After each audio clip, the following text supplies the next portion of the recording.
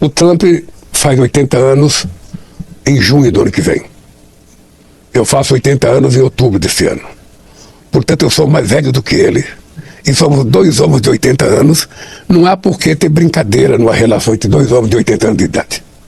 Eu vou tratá-lo com o respeito que merece o presidente dos Estados Unidos e ele certamente vai me tratar com o respeito que merece o presidente da República Federativa do Brasil. É assim que vai acontecer a reunião.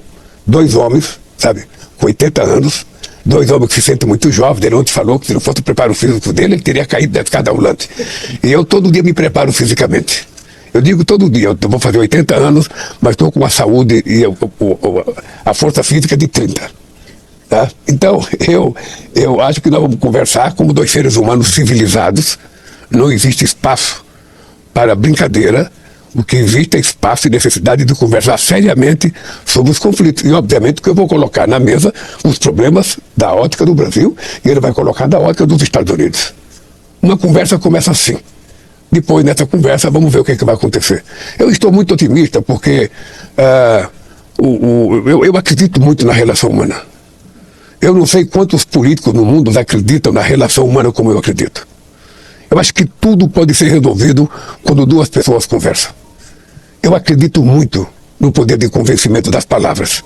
E como eu sou muito verdadeiro, sabe? Eu quero que ele saiba do Brasil aquilo que é verdadeiramente do Brasil. Eu quero que ele me diga quais são as informações que ele recebeu do Brasil. Eu quero saber qual é o problema com relação ao Brasil. Sabe, se o Trump está preocupado com o trabalho do povo americano, é um direito dele, e é justo que ele esteja preocupado. Se ele acha que é preciso taxar um ou outro produto, porque é preciso evitar, sabe, muitos produtos estrangeiros nos Estados Unidos, é um direito dele. Eu, de vez em quando, faço isso no Brasil. Agora, o que eu quero é que a gente debata isso, sabe, numa coisa chamada Organização Mundial do Comércio, para que a gente possa fortalecer o multilateralismo. O multilateralismo é que permitiu que o mundo ficasse em harmonia desde o fim da Segunda Guerra Mundial. Então nós temos muita coisa para conversar. Muita coisa. E eu acredito muito no poder da palavra. E, portanto, eu tenho interesse nessa conversa. E espero que ela aconteça logo.